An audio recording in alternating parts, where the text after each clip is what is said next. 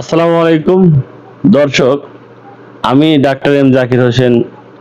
আজ আলোচনা করব ডায়াবেটিক্স রোগীর দুর্বলতা কেন হয় এবং মেজাজ খিটখিটে ভাব কেন হয়, এ থেকে পরিত্রাণের উপায় কি। তো প্রথমে আমরা জানি যে ডায়াবেটিক্স কিভাবে হয়, এর মূল সিমটমটা কি। রক্তে সুগারের আধিক্যতা থাকলে সেটি ডায়াবেটিক্স হিসেবে পরিগণিত হয়। যদিও অন্য অনেকগুলো সিমটম থাকে, অতদূর আমরা যাব না। তো আমরা স্বাভাবিক নিয়মেই জানি যে একটা মানুষকে দিয়ে চিন্তা ভাবনা করানো যায় যে আমরা বারবার একটা জিনিস খাইতে খাইতে খাইতে খাইতে যখন অতিরিক্ত খেয়ে ফেলি বা অভ্যস্ত হয়ে যায় বারবার খেতে খেতে, তখন মনে হয় যে এটা আর খাবো না, তখন একটা রেস্ট্রিকশন করে দিই যে আমি এটা আর খাবো না। তেমনি আমাদের কোষও প্রতিনিয়ত এই সুগার বা গ্লুকোজ নিয়ে ইনসুলিনের সাহায্যে ভেঙে এটিপি উৎপাদন করে, আর যেটা আমাদের শক্তির মূল উৎস।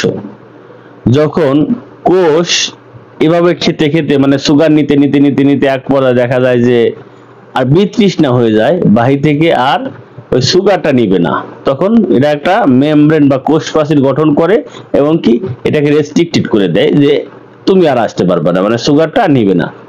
যখন সুগারটা না নেয় তখন কোষের মধ্যে ইনসুলিনের কার্যক্রম কিন্তু চলতে থাকে, আর ইনসুলিনের কার্যক্রম চলতে চলতে যখন সুগার না পায় দেখা যায় যে ইনসুলিনের আধিক্যতা থাকে, আর ইনসুলিনের আধিক্যতা থাকার কারণে শারীরিকভাবে দুর্বলতা আসে। কিন্তু সুগার তো আর ভিতরে ঢুকতে পারতেছে না, সুগার না আসার কারণে এটিপি উৎপাদন হচ্ছে না, তখন দুর্বলতাও আসে এবং কি খিটখিটে মেজাজ আসে। যে যখন শরীর দুর্বল থাকে বা শরীরে এনার্জি থাকে না, রোগাক্রান্ত হলে এমনি খিটখিটে ভাব আসে। এই পর্যাপ্ত নিউট্রিয়েন্টের অভাবে তখন দেখা যায় যে এই ডায়াবেটিক্স রোগীগুলো খিটখিটে মেজাজ সৃষ্টি করে, অর্থাৎ সামান্যতে রেগে যায়, ভালো কথা বললেও তার কাছে খারাপ লাগে। এই রোগীগুলোর অবস্থা এরকম হয়। এখন আসা যাক এই এই যে যে একটা পদ্ধতি, অর্থাৎ কোষ সুগারকে রিসিভ করবে না, ইনসুলিন কার্যক্ষম হবে না, এর পদ্ধতি হলো ইনসুলিন রেসিস্টেন্স। মানে ইনসুলিন রেসিস্টেন্স, সুগার রেসিস্টেন্স, সুগারও নিবে না, ইনসুলিনও কাজ করবে না। ইনসুলিন যখন কাজ করবে না তখন রেসিস্টেন্স হয়ে যাবে, মানে এটা কার্যক্ষম না। আর এখন এ থেকে আমাদের বের হয়ে আসার উপায় কি?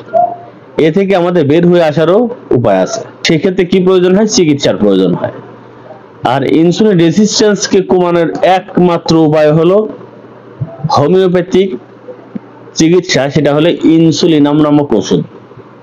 একটি ওয়ে, ইনসুলিনাম নামক ওষুধই আপনার ইনসুলিন রেসিস্টেন্স কমাতে পারে। যে যাই বলুক, বাস্তবতা এটাই।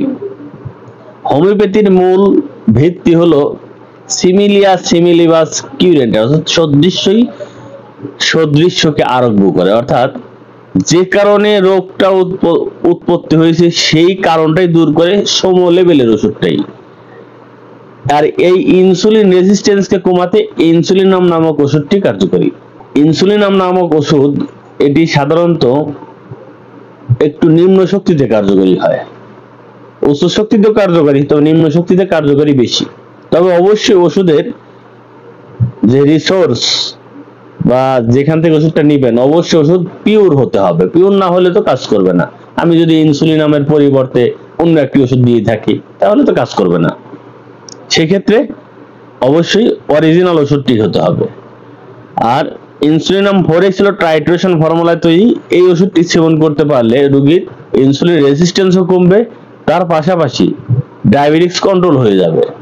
আর হোমিওপ্যাথি কিন্তু আমার জানা মতে অ্যালোপ্যাথির চাইতে হোমিওপ্যাথি দ্রুত কাজ করে। সেটা হলো কি, যে হোমিওপ্যাথিক ওষুধ কিন্তু যে 6 সেকেন্ডে কাজ করে এরকম বিজ্ঞানীরা সাধারণত ধারণা করে। আর এখানে যে কণাগুলো আছে, যে ফর্মুলায় যে কণাগুলো থাকে, তা খুবই দ্রুতগামী অ্যাকশন করে। যে কারণে যে আপনি ভাববেন যে হোমিওপ্যাথি খাইতে খাইতে অনেক রেজাল্ট করতে দেরি হবে, তা কিন্তু সঠিক না। হোমিওপ্যাথিক যদি ওষুধ সিলেকশন ঠিক থাকে, ওষুধ যদি অ্যাকুরেট হয়, তাহলে অবশ্যই দ্রুতগামী রেজাল্ট করবে। আর রোগীকে আরোগ্য করার জন্য এই ইনসুলিনাম ওষুধটি যথেষ্ট। আমি সাধারণত ইনসুলিনাম 4XT ব্যবহার করি, আগে একসময় 3X ব্যবহার করতাম, কিন্তু 3X এর সাথে 4X বেশি কার্যকরী। আর ওষুধটি ডোজ হলো রোগের ধরন, রোগের অবস্থা, রোগীর অবস্থা, বিশেষ করে রোগের ভোগকালের উপর ডিপেন্ড করে ডোজ কি মাত্রায় ওষুধটি সেবন করানো লাগবে। ওষুধটি সম্পর্কে আরো ডিটেইলস জানতে বা যদি কারো কোনো তথ্যের প্রয়োজন হয় বা ওষুধেরও যদি প্রয়োজন হয়, আমাদের হটলাইন নাম্বারে কল করবেন অথবা ইনবক্স করতে পারেন। আমি বা আমার যে লোকজন আছে তাদের তরফ থেকে সর্বোচ্চ চেষ্টা করব আপনাকে হেল্প করার জন্য। তো আজ এ পর্যন্তই। সবাই ভালো থাকুন, সুস্থ থাকুন, এই কামনায় আমি বিদায় নিচ্ছি। আসসালামু আলাইকুম।